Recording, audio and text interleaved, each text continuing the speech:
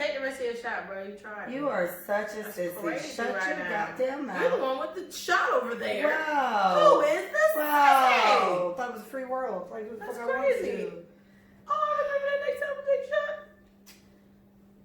Well, right back in the bottle. Every time I spit back in the shot cup, you open my mouth and pour it. I was so mad at you. You ain't touched me. Oh my God. Y'all make me sick. See, I don't want to eat every episode, but like, girl, I'm hungry now. I show.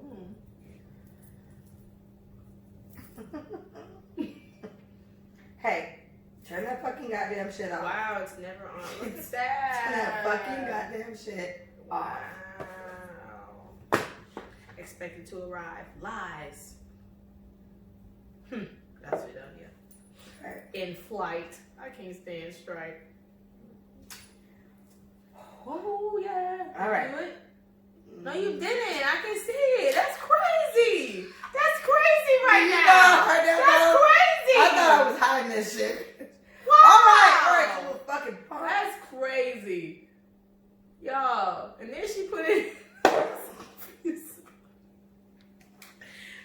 said it next to your cup that is yellow. Okay? I thought it was hiding on the side. No, I'm tall. I can see over and around. Can you see that? That's how it was. I just didn't look over it. That's how it was. Shut the fuck up. I'm hiding it. Can you see it? now you're being catty. All right. Now you're being catty. You're being catty. All right. I'm hot already, see, bitch. I'm fine. Had a long day, man. Look. So long. Hey, everybody, it's Lee, and this is Let Us Say It For You. And it's Big Mike in his house. What's poppin'? What it dizzle? Yeah, I hope you guys reply when I ask that in your car and in your jobs and in your homes. I would like to know that you say something to me. Give me a finger. Micah's gonna grease it up for you, boys. She has a man though, so stop. And he's fit. He'll fuck you up. Oh, can I quickly tell you about something? Sure. So hot as hell now. Thanks to you, and we can have a shot. So my friend Candace, shout out to Candace. I met her at Best Buy in 2012, and she's great. But her sister Alex met Willie for the first time when we first moved in, and they came down, and we went to this place called Octopus. Dope, we should go. Is it food? Karaoke. Oh, well, sure. It's like a night bar or whatever. And arguments there. Super dope. Somebody did Mulan, and you know I got up and sang like it was my song. But it was cool that they did a lot of Disney stuff. But anyways, so she walked over to Willie, and she was like, "Hey, what's up?" Okay. And so he was like, you know, Willie, "Hey, hi, how you doing?" How you doing, man? I was like, "I'm good. What are your intentions with her?" Oh. And so he was like, "I plan to be with her for the rest of my life." Jeez. She was like, "You better. You know I'll fuck you up, right?" Oh. I said, "Alex." The thing is, Alex is Candace's younger sister. Candace didn't even do that. Alex is like, she's thugged out. I was not expecting that from her. Sometimes you have to be because, like, they think you're playing. You think you're playing, and then you have to show them you're not fucking playing. Okay? They think you're a joke. But it was until funny. you, like, fuck some shit up. She said, "I would fuck you up." He said, "Oh." Okay. I would be like Monique at that point. I would like to see. I would like to see it. I would Fuck him like up. to Let see me it. see. This would be interesting. This nigga can hold himself sideways on the pole. It's the craziest shit. That's crazy. Mike is like, When he picture calls me, him that's when what he I calls. see. And every time I see it, it's like, It's impressive. that's it. I can do it. Oh, and when I met her boyfriend this recent weekend, I'm about to say, you went at me. He tried to- No, man. I thought, are you being funny? no, You being funny? no. She's He being tried to funny. hug me, and I was like, and I was like, "What are your intentions?" Oh. So she starts dying laughing. She's like, "No, Micah. We live together." I said, "Where?" She said, "In Virginia." I said, "When did this happen?" So apparently they've been together for a long time. I almost gave it to him, but I'm like, you know what? Okay, let's trail on that for just a second. That is not on our list of What's topics, but we're going to talk about it right now because you said that. So, it seems to me that the Caucasians move in with their partners It's normal. early AF, and it's like perfectly fine. Perfectly fine. And for the blacks, we don't do that. It takes jackass years or maybe poverty. Yeah. In order for that to take place. And also for us to feel comfortable with our parents knowing that that's what we're about to do. Because a lot of us do kind of have respect for them in that way. And then the religious part about it, it's like the whole fornication situation. Sorry. Oh, and then the whole fornication. Yeah. So the idea of you fornicating and then you're moving in, like I think their biggest fear is that we get pregnant. I don't think it happens to the best of us. And I honestly don't think it has anything to do with anything else but that. It's like you are moving in with this person and we know you're having sex. It already makes us uncomfortable that you're fornicating. But now we know you're fornicating and the possibility of you being pregnant is so much higher now. So I think they're just stressed out about that. To be real, that's just my opinion. Because it makes no other sense why you don't think I should move in with somebody that I feel like I may spend the rest of my life with. I think this is like the best trial and error situation. You know, like, why wouldn't you want to know how they wake up and how they go to sleep and how they carry themselves, you know, when they in their, you know, their comfort zone? You can really get to know a person when they in their own space. You know, they can put on a whole lot at a restaurant or the movies or a bowling alley or your mama house, but like in their own home, certain things come up. Yeah, you see how gross somebody is. Exactly. And then you can either what? tell them how gross they are or pick it up yourself. Which one you doing, sis? I don't want to pick it up myself. I know, pick up. Well, what I'll say is, when I was getting my bachelor's, that's when I physically went to school all the time, and her name was Amanda, lovely Caucasian girl. Oh yeah, I remember. And me and Amanda, we took like 1 or 2 classes together by accident, and then we started just because we had the same degree, so we just started taking all our classes together. Amanda, I was 22, 23 around the time I was finishing up my bachelor's, and Amanda was like 20. Already lived with her boyfriend. She had cameras in her house, and she would always show me her dog because she would just watch her dog walking around the house. They had just bought the house. 20-year-old now. Yeah. Just bought the house. She's like, well, we had the money. And first of all, how the fuck? Anyway, we had the money. And then she tells me all the time, she's like, for everyone on live, what happened is we are basically talking about how white people seem to move in at young ages. Like, I'm talking about a girl that's 20. Her boyfriend was, I think, 21. And they already had a house together. We were finishing our bachelor's degree. Micah knows. I don't know how old were your friends. Do you know how old they are? Are they young? She's like 5 years younger than me. We're 30. So she's 25. Her and her boyfriend live together. She is 25. And did they move to Virginia or are they from Virginia? I think he's from there. He has to be. She's moving with him. Okay.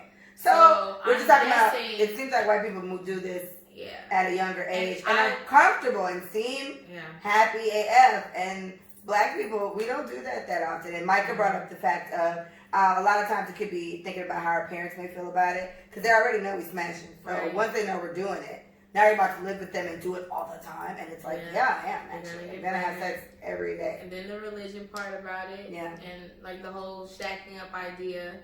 That's what gets my mom. She's not too shooketh, if you will, by the sex thing. Because, I mean, clearly I'm going to have a baby. So it's like, all right, whatever. She knows me well enough to know, like, I'm not, like, rabbit sex crazy. But at the same time, she's more like, all right, well, you already got a baby. When I was living with Manny, you already got a baby. So, when are y'all getting married? What are y'all doing? Y'all just kind of sitting here kicking it. Yeah, and so my mom did give me the whole playing house speech. And, you know, hey, he's gone now. So, I didn't know he was going to say that. Didn't know he was going there, did you? Shook her. But yeah, Amanda was 20, and her boyfriend was like 21. And they had a lot of wealthy friends. They weren't like wealthy. They were like middle class. Yeah, middle class. And they probably had parents that had trust funds and shit for them or whatever from a young age. They saved for their kids. I don't think that's something all blacks do either. No, we should invest in saving for our children. Right. But Yeah, so she would show me that. Then she would show me pictures, and like they would go on boats with their friend. Their friend's dad had a boat, so they went on a yacht every fucking weekend, caught big ass fish, and I like to fish because of my ex. So it's like, man, you know, that's interesting. That was the youngest situation I ever saw, and now you're telling me this, and it's another white person. It's like, okay, honestly, they seem to kind of be on a roll with this shit. And do you know, with the Anglo-Saxons that I do know. Oh, I love that name. It's so funny. The Anglo-Saxons that I do know, they have a very free way of being, I think. And I'm not going to say they don't respect their parents as much as we respect our parents. I would. Okay. But, you know, when you think about the way that you were reared, how your mom raised you is how you respond to her. Right? Okay. But we can do both. It can be both. Like, I don't think they raise their kids with fear. I think our parents raised us with fear. Mine did. And I also think... I'm still scared of that lady. Yeah, and I also think it's the level of religiosity. You know what I'm saying? Like, I don't think they're as religious as we are. And I don't think they take a lot of things, I don't want to say to heart, or... I don't know. They just are more liberal with their decisions. I don't think they factor in anybody. And I think that may be the privilege behind, you know, being an Anglo-Saxon. It doesn't matter who you are. I'm going to do what I want to do because I want to do it. And there's a level I have a right to do this. Exactly. You know what I'm saying? And there's a level of, I think, maturity even to that, because it's like, I know a lot of, and I can only always, we always reference, we talk about blacks most because we're black and that's what we know. So I know a lot of black parents. I can off the top of my head think about 3 who directly say, well, I don't want to tell you what to do, and then, you know, it gets messed up, and then you get also mad at me or whatever. And I think they use that, in some regard I can understand, but I think they use that and it translates across every fucking thing they do. Every bit of advice they give their kids. I'm very team, get the fuck out your parents' house and go live. Like, I don't know how the hell else a lot of people are going to grow up if they're not forced to grow up in certain aspects, you know? Yeah. So I'm talking about it with a friend of mine, and he's 30. He just turned 32 or 33. I think he just turned 33. He just moved out of his dad's house last year, like a couple months ago. And so his biggest thing though was that his dad would tell him, they're American, his dad was like, I don't think you should leave. He's like, you don't have any kids, you don't have any rush to go. And I would tell him all the time, you need to get the fuck out of your daddy's house. So he was just like, you know, he's like, yeah, I hear you. And then he heard, you know, half and half. He heard people tell him, man, don't let these girls rush you to get out your daddy's house or whatever, like, you know, do it on your time. And I said, definitely do it on your time. But when is your time?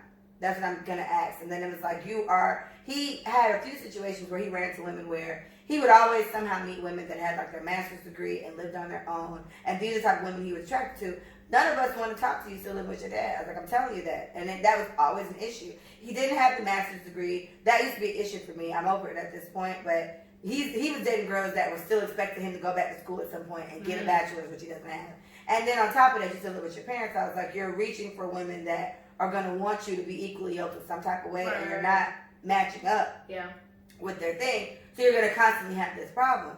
So he told me I was one of the main, he finally moved out. He's like, you was one of my main reasons. You've been in my ear. I was like, look, my brother, I love you. I just want the best for you. Right. And I was like, you know, it's true. I respect it being different from a girl who, oh, you don't have shit. You sitting here telling me I need to be this. But, I mean, I own my home. I'm not fucking nobody that still stay with their parents. I just kind of feel like at this point, what are we doing? Yeah. What are your aspirations here? And they give me a good reason.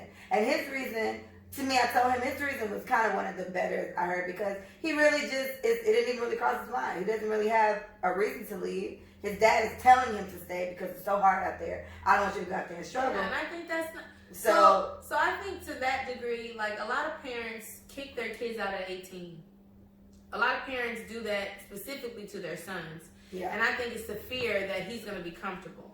So the fear that you're going to basically raise one of Will Ferrell's stepbrother, you know, a 39-year-old man. That's why I hate that movie so much, bro. It turns me off. So I get the fear, but I also want everybody to understand, just because a child turns 18 does not make them responsible. This kid has literally woke up at a certain time every day, had one responsibility, go to school. Some of them have jobs.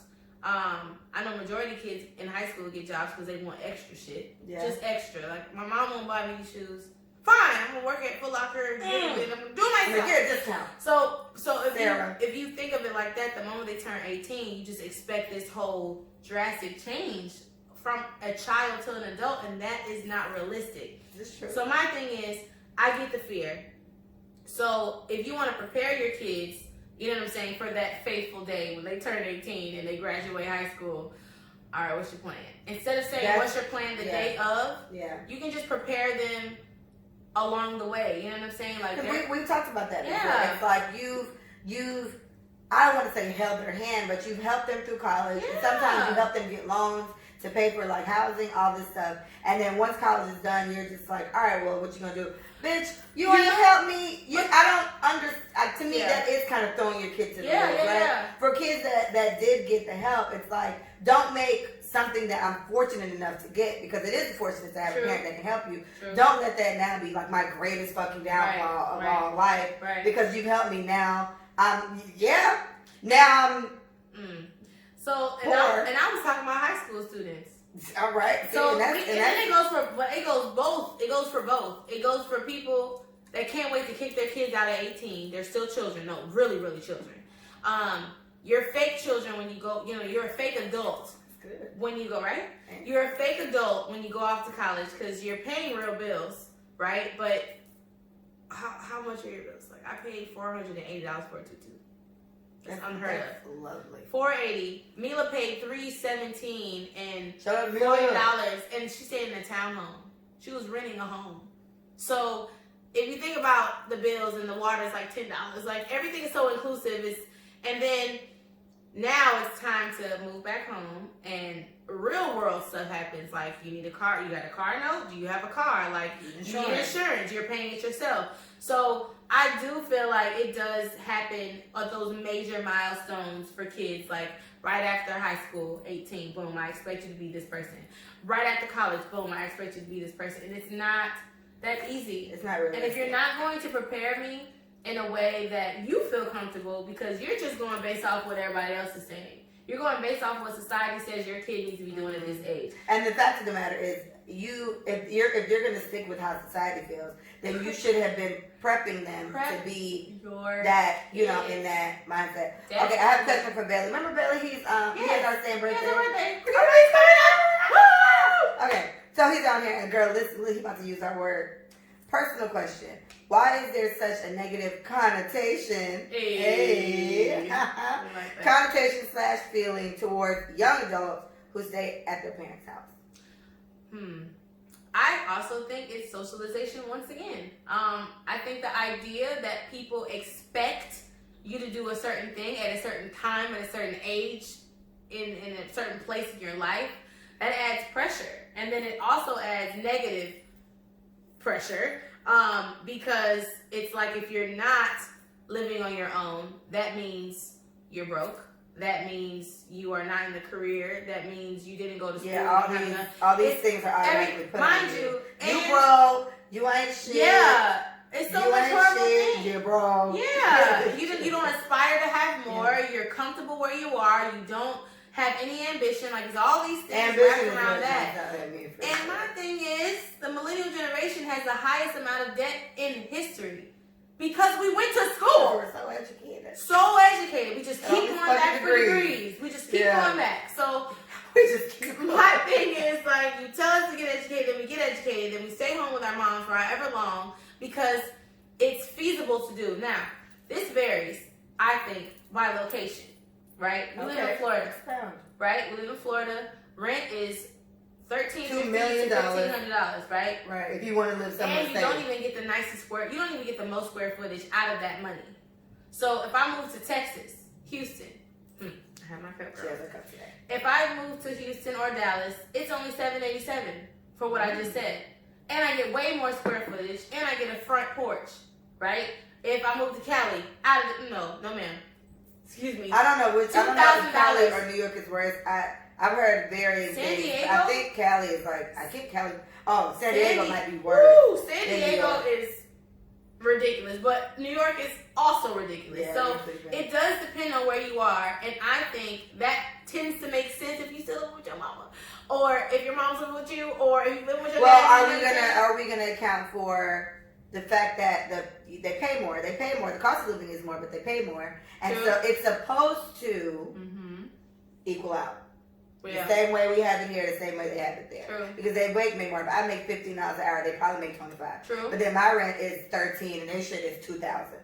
So whatever, it's supposed to balance out. But why do they keep saying it's just the cost of living is ridiculous? And I think they're just comparing. And you see the hole in the wall ass places people living in New York. That shit is a struggle. Yeah. So I think to answer that question, I think it's just what society has deemed what you need to be doing at a certain time in your life. And if you derail towards that, then you are, how dare you try to be different? How dare you not stick to the status quo? You ain't shit. You're low. You don't have this. You don't have that. For me, Belly, the negative connotation in it is, for me, we're not compatible. Like, off rip for me, you're not compatible. I bought my house at 25. So, yes, I'm living by those standards, and I expect the same from whoever I date. Whoever you date, right? Yeah, whoever I date. Now, I do think more of the negative connotation is put on the guys, yes, because if we're going traditional, then women are typically at their parents' house until they're swept off their feet and married, right? So in that regard, I guess, and I don't know, to me, I would put it on a woman too at a certain age. It's like, okay, so, because to me, it's just typical things. If you're dating and you want to cook a dinner for your boo, you fucking can't, because it's your mama's house, and she may be tripping on you, and she's not leaving that weekend. So to me, I think at a certain point in everybody's age, if they are trying to actually be in a relationship, probably, that's maybe really it. If you don't want to date anybody, then maybe it doesn't matter. Yeah. But once you're starting to court somebody, or if you're trying to get to that stance, like, I've had sex with my mom being in my house. She literally told me that she's heard me fucking. And I was just like, Mom, oh my gosh. She's like, it's fine, it's your house, I'm just staying. Just turn the TV up. I was like, Jesus, Nazareth, get out of my house. So that's what I'm saying. Those type of moments, it's like, whoa, your mama know you fucking, she can hear it. So I think it more so goes in the guys, but I do think at a certain age, I think it just depends on what is it that you're trying to do. For me, where I'm at, you gotta have that too. Like, this is the vibe that we're on. I'm not trying to take you from your parents' home. Yeah. I'm not trying to do that. That makes me uncomfortable, makes me itch. Don't like that shit. Yeah. I don't like the idea of, because it does put in my mind that I'm taking care of this man in some type of way, and that's a big personal, like, woe for me. I don't want to feel like he doesn't have to take care of me. I don't want to take care of him. I want us both to put together and just take care of shit. Yeah. So that's a negative connotation for me. But again, it depends on it, and I think culturally that matters too, because it could be based on your culture. Some people just aren't fazed by it. I know in the islands, I don't know how many, well, all my cousins, I think, the ones that are down there, they've moved out and they've gotten their own place. So I don't even know if I could say that means they're quicker to go. But for Jamaica, at least, it's usually like a family land type of thing. And lately, I've heard about it. I think it's always been this way. But they do actually do, like, I'm buying a piece of land here, or I'm going to buy this plot of land in this establishment or whatever, and I'm gonna live there. So I don't know what it is, but I think even them, they're quicker to get married. Like, I got 4 that's married, and they're all Jamaican, and they got married comfortably, and they got married at quote unquote young ages. My cousin Shantae, she was 26, 27. She got married. I was in her wedding, and I'm gonna be in my cousin's already married, but she's just having like an actual wedding in July. So I'll be in Canada for that. She got married last year. My other cousin Jermaine got married. I went to 2 years ago, and I went to Andre's wedding in 2018. So it's like, I mean, I get it, but I also want to, I guess, put into perspective the generations that we're in, right? Things have drastically changed from 1980, 1970, 1960, when our parents were growing up.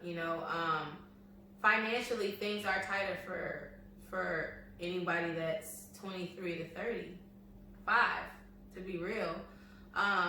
So for women, it is acceptable. It's not seen as negative. I think if we're putting it on men, I can stay at home with my mama, but you got a place, so we good.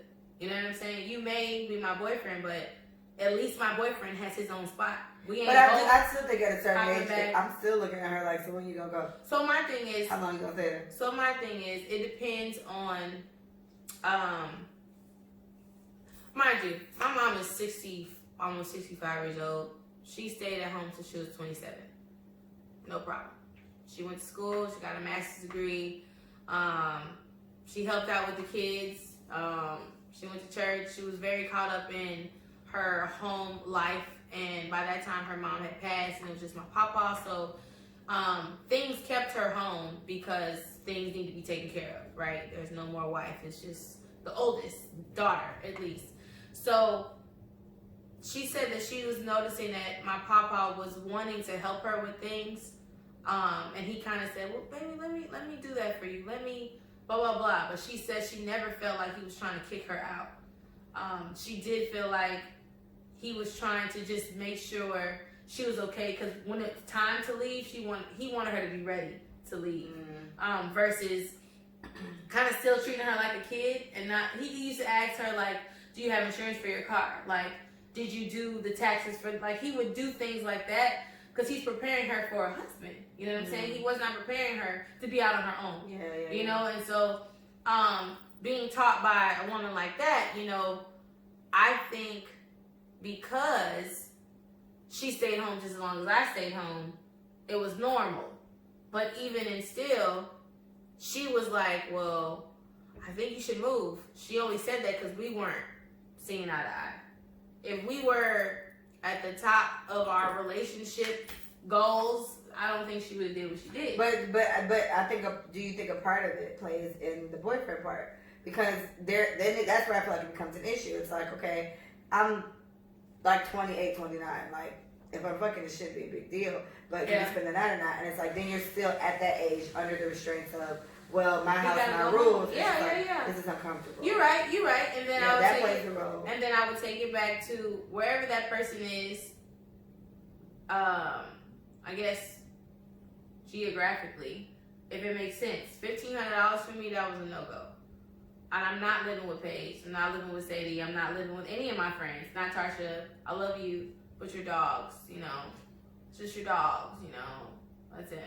But it wasn't an option. I would like to have a roommate, but I'm over new roommates. You know, so it's like, nah. I'm just going to wait till opportunity comes so that my break is a clean break. It's not choppy. It's not iffy and you know. So I don't feel the same way about people living with their parents. I guess because I'm coming from, it's personal. But if you have the desire in the area that you're in, if it's feasible, don't move out if you're gonna be struggling. That's just how I feel. I've lived in an apartment for 4.5 years. I know what it is to take care of my responsibility, to pay my rent on time, to make sure I got gas, to make sure my car, you know what I'm saying? Like, I've lived that responsible life. But in Fort Lauderdale, Florida, can I comfortably do that? No. All right, you know? Bailey said, he said a while back, he said, I think we rush ourselves and each other to be ready, to be an adult, and it's not really realistic. Not every adult has their shit together. Yeah. Know how to take care of themselves. And again, I agree. I agree that that's the case, but to me, I don't know. I'm speaking from the point of somebody who does not take care of themselves. And I got very adult. Like, I had my kid at 22. I lived in my own apartment, I think 24. Moved back with my mom for 6 months, and then I bought my house. So it's like, I think it depends on like who you're kind of raised by. I guess what's instilled. My mom definitely didn't instill, you know, get your credit together and all this type of shit. I learned honestly how to be better at money from watching how terrible she is with money. Like, honestly, she's bad with money, and I learned how to not be from that. And then this is kind of how we're in the situation we're in now. So, and in my case, I had a kid. So that pushed me more. I say I still would have moved out, but I would have moved like away. Had I not had Mia, I would have moved to New York. That's where I always wanted to live. Now I can't even imagine being there. But I used to want to move away, so I would have left had that been the case. But I think it's not about rushing to be an adult. It's just at a certain age you are an adult. That's how I feel. So it's not about rushing to be an adult. Yeah. You are an adult at a certain age. So when are you going to do adult shit? And then if anything, I say you have to. For me, it only affects me so much because, like I said, I'm not going to want to deal with somebody who's not even close to where I'm at with stuff. It's just like I feel like I'm going backwards, and that's a turn off for me. Mm-hmm. But so many people in our generation are in that situation that it probably isn't that uncommon or that uncomfortable. So it's like, all right, well, I was told by 3 different people. 1 that's in his 40s and 2 that's around my age that I need to date somebody in their 40s. Because apparently men are already immature. And then on top of that, half them still ain't got their shit together in their 30s. So I need to just pick it all the way up before that. I need to just crank it up. You know, just go up a whole decade. So, I don't know. I can't, it's a no for that. listen, hold on. We got one more from Bailey. Bailey said, do you think a guy is less of a man if he has less than what you have or doesn't bring as much as you bring to the table post-graduation? He graduated. So It makes me feel better. It does. Like, it makes things feel better. And then we got to think about statistically. When people graduate with master's degrees, they be looking for jobs for 6 months, 6 to 9 months. Mila moved to North Carolina, and she is qualified. So everything that she was applying for, they said she was overqualified. Mm-hmm. Do you know how long it takes to get a job, depending on what your degree is, what job you're going after? Because it may be sought after a lot. And they got to sift through all these applications. It is sought after a lot. So my thing is like, okay, I'm not going to judge you based off of where I am, right? Because I know in certain cases I'm a woman, and it may be my personality. It may be the way that I connect. Yeah, and then I can get a job really easily. Like, it takes nothing for me to get a job. Interviews are a breeze for me. Everything I apply for, I get. Like, that's just kind of like how it's been for me. And I've heard other stories for other people. It's hard for them to interview. They get nervous. They don't say the right things, or they're not looking for whatever they're, applying for or whatever. So I'm not going to say that I'm not going to judge him, but I think the level of him trying and actually putting things into action, that is going to make me feel the way that I'm going to feel. Like, it's going to be on him. Yeah, we both graduated. We both got a degree. Cool. Now what? Kudos to you. Yeah. So we're already a notch up. I'm doing X, Y, and Z to make sure that the 4 years that I did is not wasted. Right. And also, if I'm not interested in that degree or that area anymore, what am I doing to maneuver around it and to make whatever I want now work? If you're not doing that same thing, then of course, I don't think this is going to work because we're not ambitiously on the same level. You're not, I don't know, like, I know he may have a defeatist mindset. He may be a pessimist. Like, a lot of things start to happen to people when things aren't working out for them. So it'll really depend on what type of person he is when he's down, because that's showing me what our future gonna look like. That's scary. All right, post grad, do I look down? It's not a look down thing for me. It's just kind of like, I feel like I've used up all my he has potential points on the men that I've dated. Like, I've dated 2 guys for the last 8 years, right? And they both had neither one of them had bachelor's or master's degrees. So post grad, this is as close to post grad as we were gonna get. And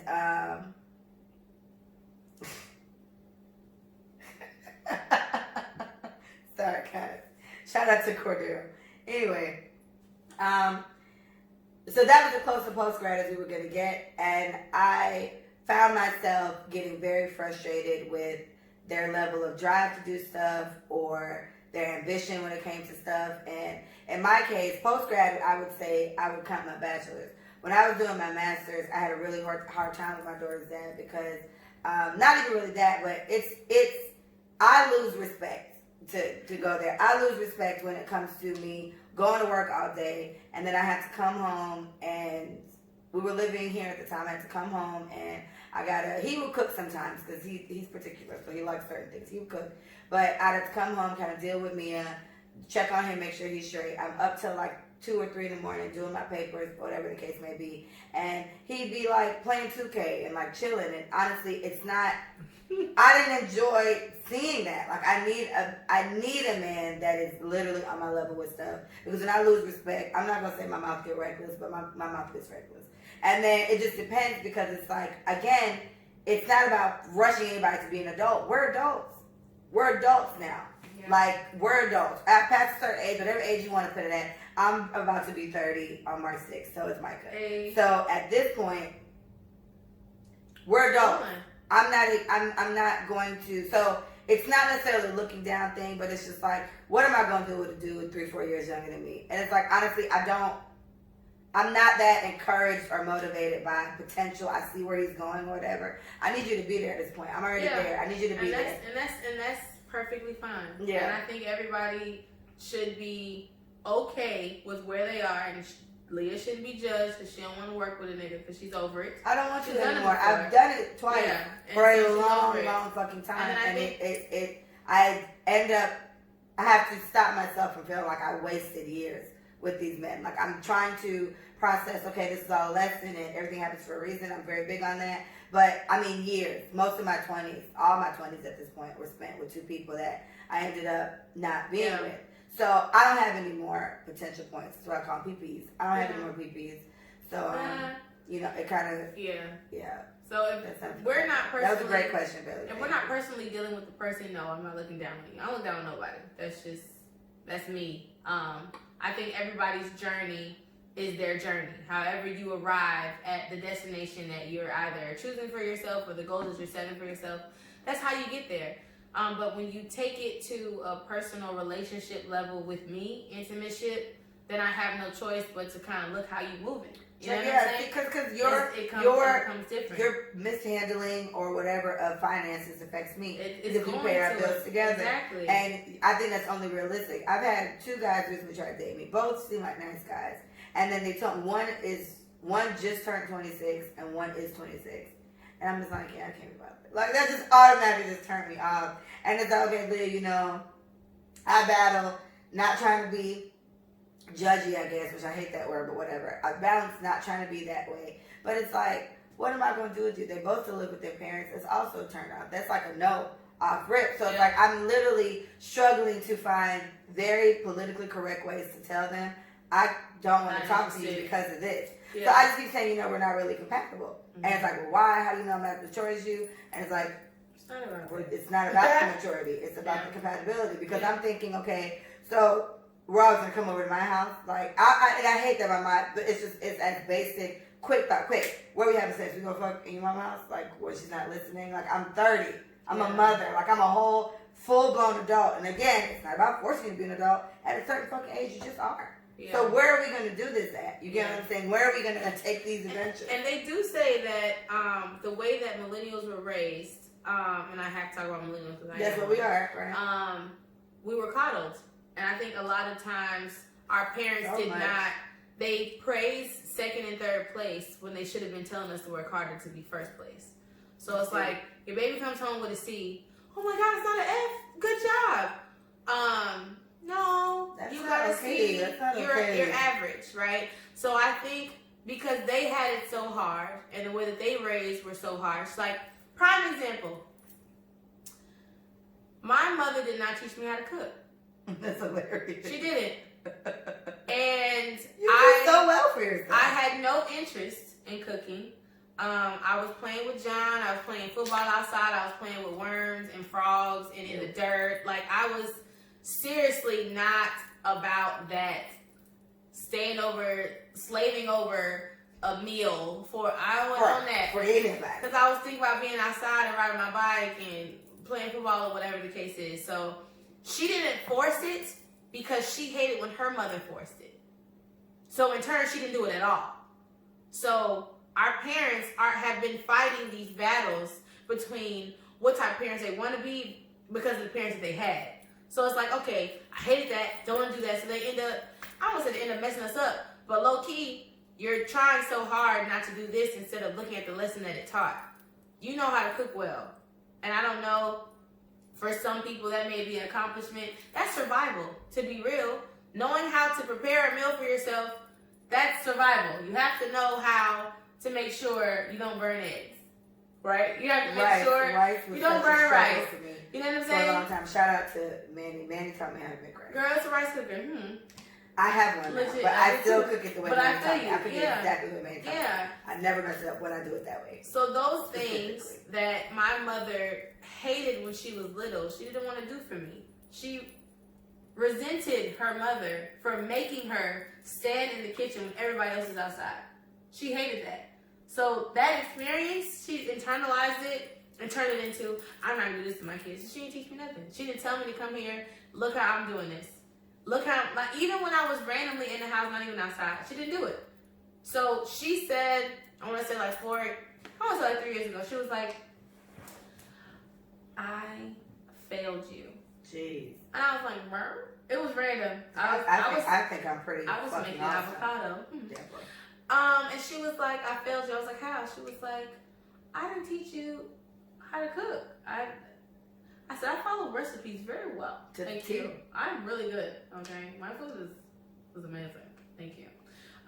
But that goes to show you, she chose not to rear me a certain way because she was reared a certain way, and in turn, I ended up missing out because you resented whatever that was and wasn't thinking about the lesson. Right. You know, so I think when things like that happen, it's like, okay, yes, we have to consider the times.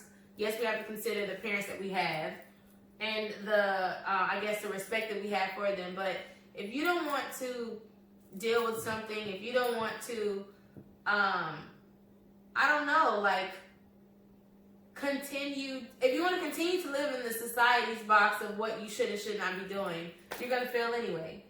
You need to know that 25 and 26, 27, you have at least accomplished adulthood in some way. You know what I'm saying? You may not be ready for certain things, but you definitely need to start gearing up the next level of responsibility. Because I think that's what it comes down to. Yeah.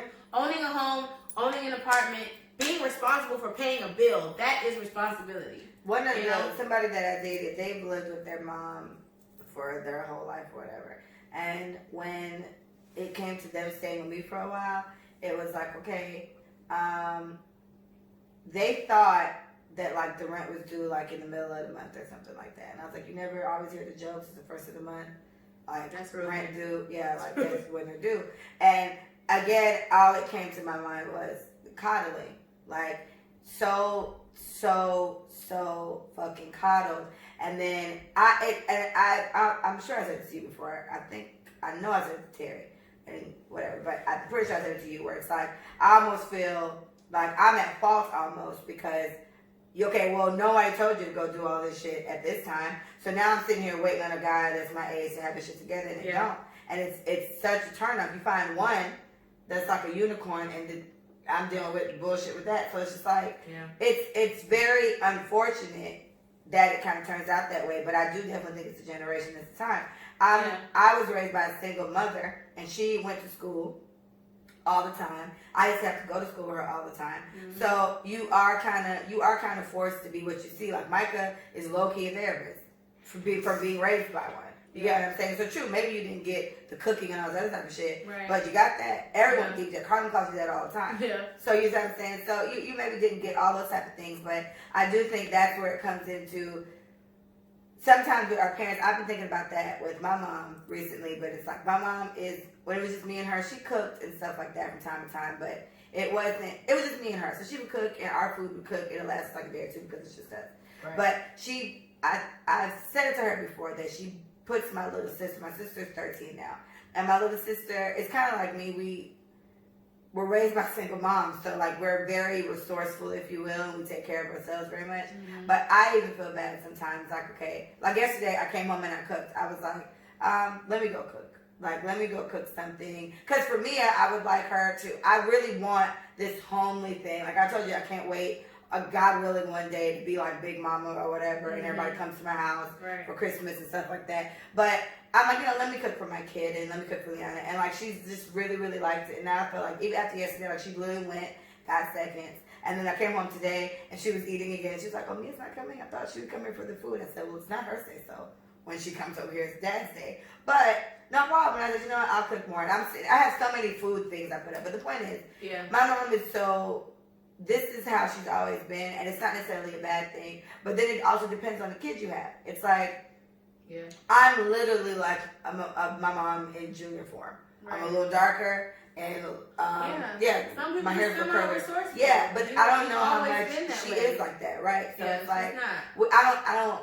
It's not okay to just make her be that. Like I'm here, so I can pick up the slack in certain aspects. So it's like it's okay, babe. Certain things I feel like you shouldn't have to figure out. Like I'll cook something. I'll cook something and make it. Because with Mia, I like chicken foot soup. Right? It's Jamaican AF. Mia don't fuck with none of that. Mia's just like, mommy, I can't. Like she's just like, mommy, like.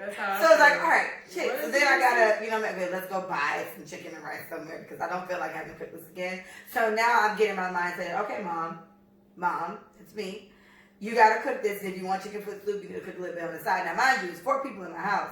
3 of us enjoy chicken foot soup very much, but the youngest one doesn't. And this is my pride and joy. So I must make sure my child is fed. So I cook brown stew chicken and curry chicken because Mia will knock those out the park. Right. So it's just, I think, to take it all the way back, it's just the point of parents, I think, do have a way of, sometimes they don't really get it and they get it a little later. With my ex, his mom has come to me before, and she was just like, I don't remember exact words, but it was along the lines of, what she did say to me was, your mom did such a good job with you. Mm-hmm. And I was just like, well, thank you. And I love this lady I'm talking about. She's like, your mom did such a good job with you. And she's like, sometimes maybe I could have done better with, with the kids and stuff like that.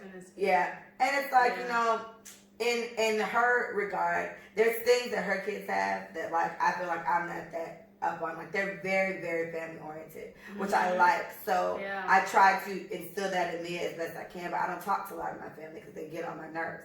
So it's just like, you don't have it, but I want better for Mia, so let's put her in a better position. So I send Mia to her dad's family because they're also very, very family oriented. So it's like, boom, problem solved. And then we try to be, like, I buy matching pajamas and I try to make me, my mom, and my sister, and Mia, well, we're going to do it because I can bought the pajamas. You know what I mean? Stuff like that. That's cool. So I think it's something that you always look back. But we've had at least 2 episodes mentioning this. Yeah. Be intentional with your kids. Yeah. Because I think it is unfair to straight out of high school, all right, what you going to do?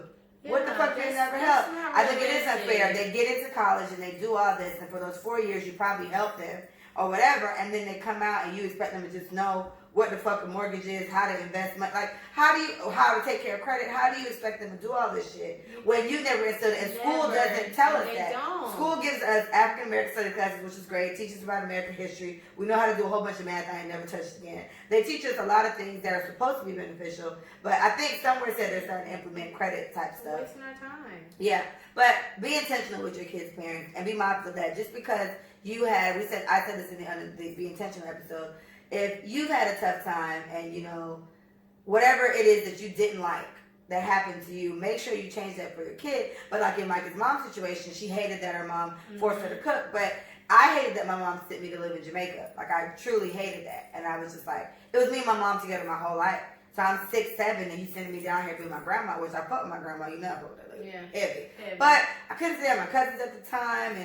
And I was the only American. My Jamaican accent was not popping. So it was just like, they just kept fucking with me all the time. I almost got in fights every other day with bitches, and I was like, this is why I'm so spicy now. It's like, all right, bitch, we're gonna do it. Like, I done had bitches try me every day.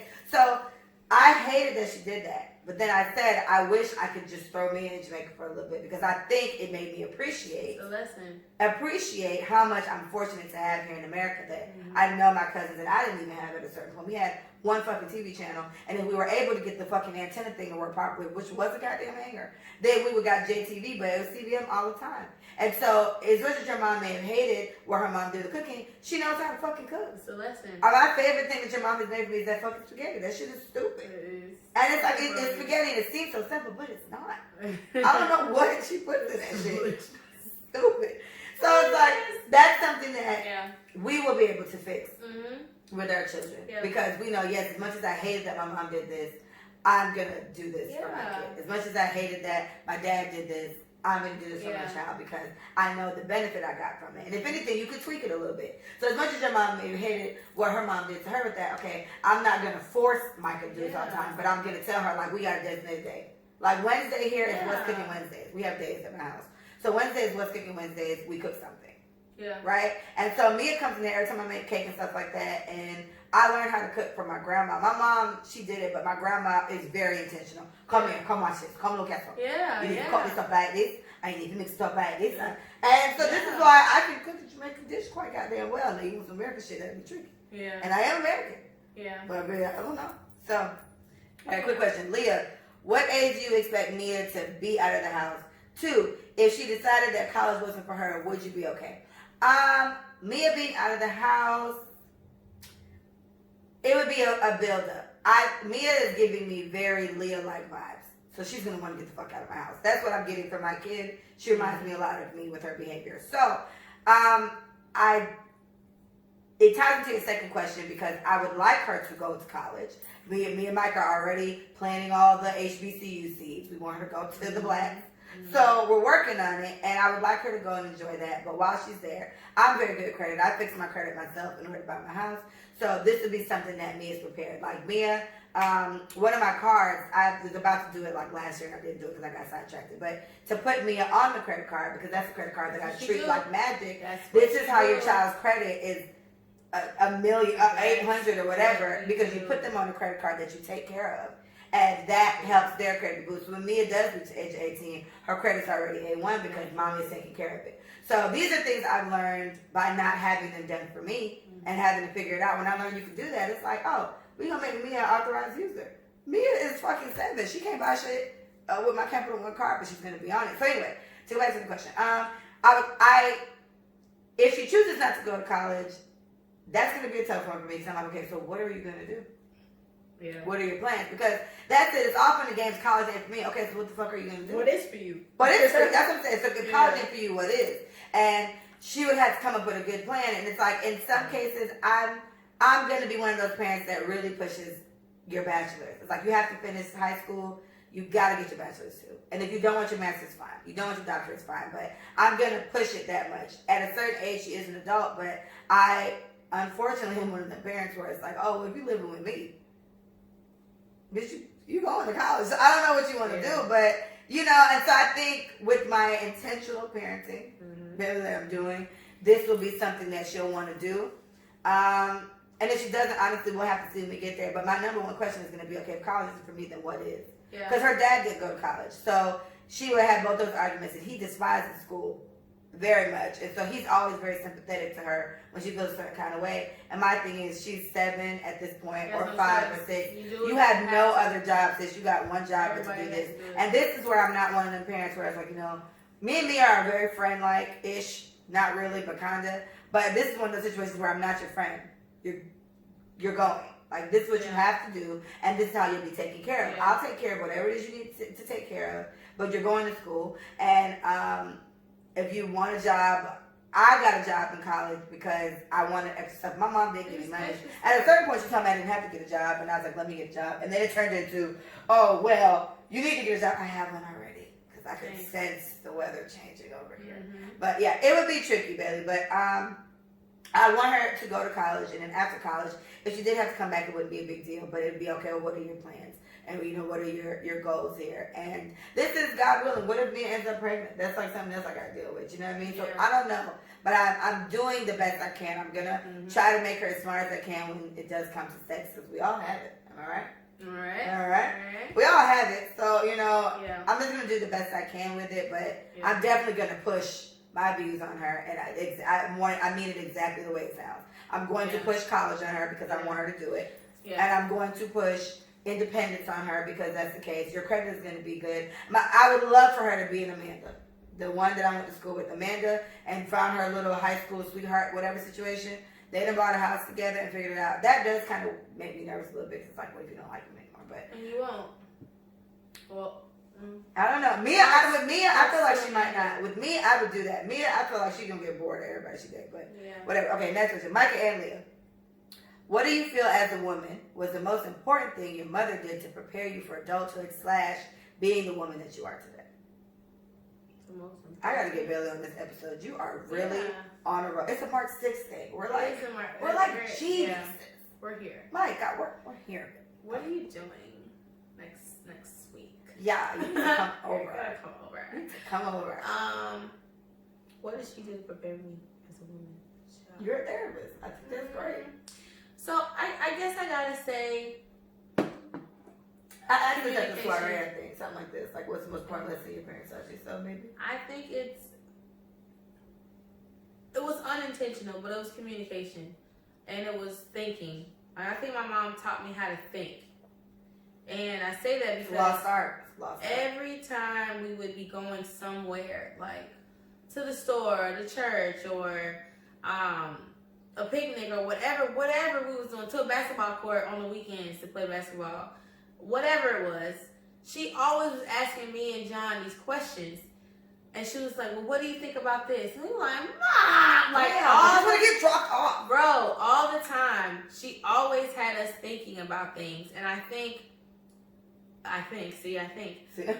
Initially, it was annoying. And I think even today, it's still annoying because I'm not in the mood to think. Yeah. But to think is to, create solutions to problems and to get yourself out of ruts and to emotionally sift through whatever you got going on because you're thinking. You're constantly thinking. That means you're active. Your brain is active. That means that you're forward moving.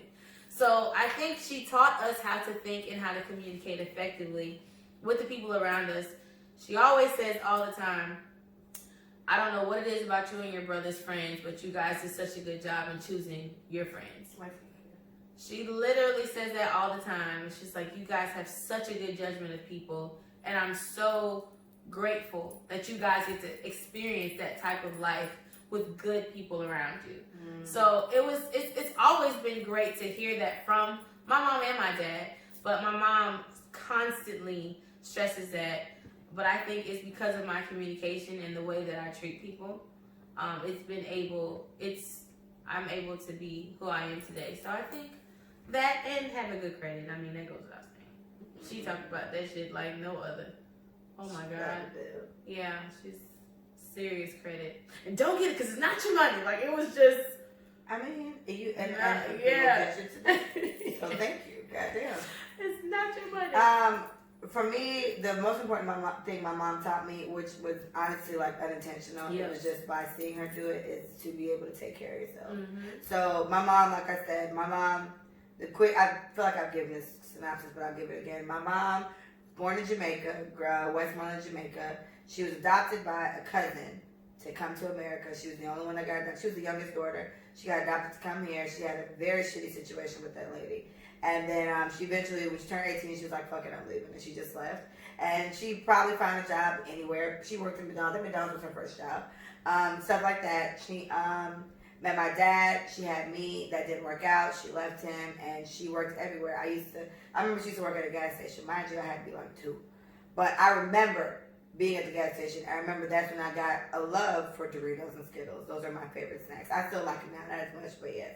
And so my mom has always, for as long as I can remember, this lady has been on her own, and she's taken care of all her bills by herself. And she's also helped my grandma, and she's also helped my aunts if need be. And then when she got her degrees and got higher up to a certain pay grade, she built a house in Jamaica. She helped put my cousin through college. She did all these things, and she did this all on her own. Right? She had an instance where she dated somebody that I could not stand, and it was because I saw her busting her ass, and he didn't do much, which is where my whole stigma and trauma comes from, not want to take care of him. I refused, because I hated seeing her do it, so I refused to do it. You need to be on your shit, or you get the fuck out. Yeah. So what she taught me, which was the most important thing, and like I said, it wasn't even by directly saying it, it was just by watching her, just by acting. This woman took care of everything on her own, and she needed nobody to take care of her. So she's made me. I literally thought my mom was doing her PhD. I want to start one. I always wanted a PhD just to have a PhD, but my mom was getting her PhD, and I'm so proud of her because she does go through a lot of little challenges on her own. And I learned, again, from watching her, I feel like she's always made a whole bunch of money, and I feel like she's always been poor with managing her money. So it took a certain point in our relationship, once it's like, okay, I guess my oldest daughter is an adult now. It's like, let me help you. Budget this. So I would save her money for her, and I would tell her, all right, you get this much money on this check. your bill's only this much. Where the fuck does this other $3,000 go? I don't know. Let's talk about it. Yeah. And it's not like she out here buying clothes and brand new purses and shoes. It's like, Mom, what the fuck? But somebody called me, brought somebody, she sent it to them. My grandma needed something down in Jamaica, she sent it to them. She also pays for whatever rent she paid here, because she owned 2 homes here, but her last that she rented, then she also owned a home in Jamaica. She had to pay the light bill there, the cable bill there, blah, blah. So it's like, she just taught me resourcefulness, and then from watching some of her mistakes, if you will, that taught me how to not have those mistakes. The wind blows and knocks the door.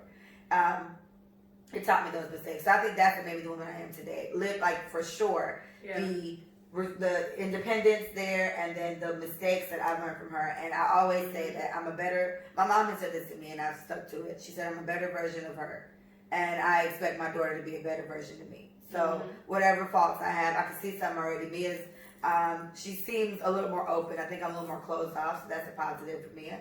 She's a very open, happy-go-lucky kind of girl. I'm not necessarily that person anymore. So these are all positive things. She'll be a lot more fair and family-oriented than I was.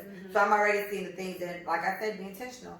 So you instill the things in your kid that you want to see them have, especially things you don't have. And I think that takes, I'm always very disappointed in parents who don't do that, because it's just like, you're continuing the cycle. You're just making it go on. Like if you don't put a little effort into making these little people better people than you are. I'm so mindful of my legacy that I leave behind. Like it'll be Mia and my grandkids and my great-grands and all that. I want to just leave behind better people, better Black people. Yeah, definitely.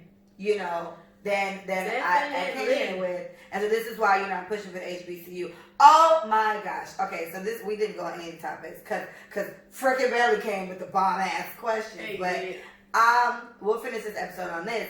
So, slavery came up Martin Luther King Day. Me and Mia talked about it. It's kind of happened. So she was just like, I thought, well, there's no school on Monday. It's MLK Day. And she's like, yeah, it's Martin Luther King. She said, I feel so bad for him. Somebody shot him at a hotel. And I was just like, that is what happened. And I was like, well, she's like, well, why did they shoot him? So I was like, okay, well, let's ask. Like, do you know what segregation is? She was like, no. Do you know what slavery is? She's like, I don't really get it. I'm confused. I was like, okay. So it's only a chapter. Right. And so I don't know how much they tell second graders about slavery, honestly. I'm teaching a third grader, and it came up. And it's piss poor. I'll tell you that. So I was like, okay, Leah, this is it. Let's introduce it or whatever. And I was like, okay, so slavery was a situation where, life started in Africa. Black people were in Africa. And I was very white people heavy. So white people came, took some Black people, and they forced them to work for them for free. So it's a situation where she was like, so they had to go to work and stuff like that. I was like, it was very intense. So I more so played on it's like if me, you, and I, we were Black, so we would have been slaves. And there's many situations where kids were taken away from their mommies and they never saw their mommies again. I was like, me, you, and Dada could have been a family, but they probably would have sold Dada. And they literally sold us kind of like property, because we were at the time. They sold us to other people, to other families for, their needs or whatever the case may be. So slavery was something that happened for 400 years, give or take. I don't know exactly how. Is it over 400 or it's over 400? So I said 400 years. And after that was kind of finally over. Slaves were free, but we had a whole bunch of issues there. And so Martin Luther King came around the segregation time. So the issue is that white people were still kind of pissed at the time that we were able to be free. They didn't necessarily and they still didn't see us as humans, as people, etc.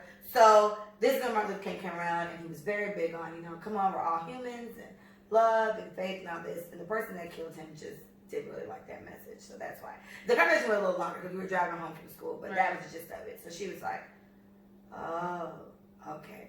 She was like, well, I like my brown skin, but back then, I guess it's better to be white. I was like, boom.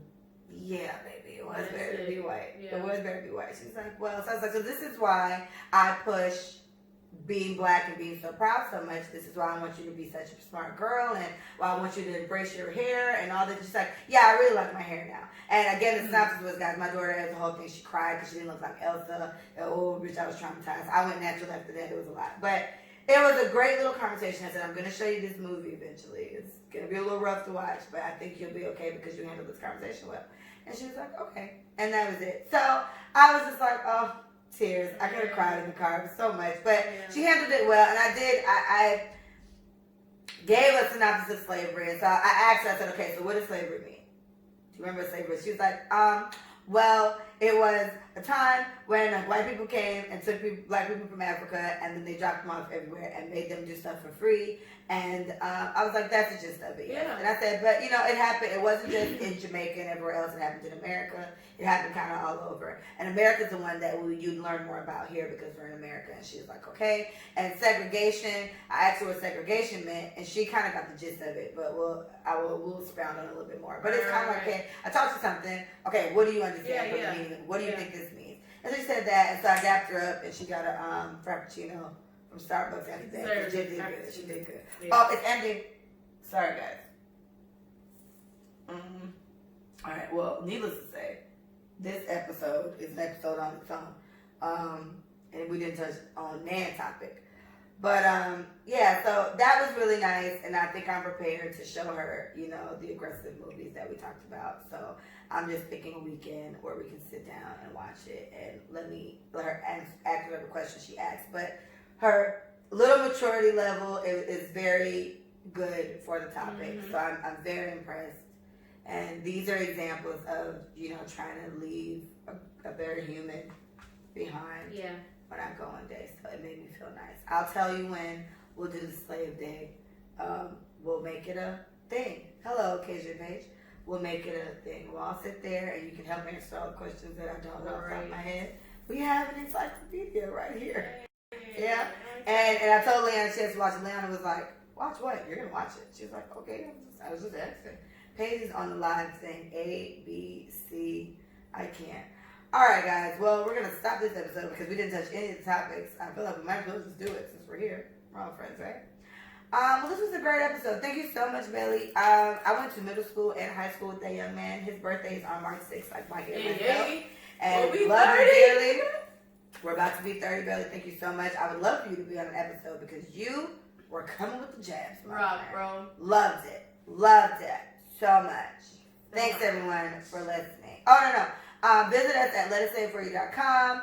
You can follow us at Let Us Say It For You on IG, Let Us Say It For You, just the you, on Twitter, and Let Us Say It For You on YouTube, because we have videos now. Hello, YouTube. Hi. All right. Thank you guys so much for listening, Micah. It's been a pleasure as always. Always. Queen. I mean, queen. That is one thing I call her bitch very aggressively. Oh my God. Queen. It's hilarious. Yeah, it's funny. Oh, all right. Thank you. Love you dearly. Thanks so much for listening, you guys. Goodbye. Bye.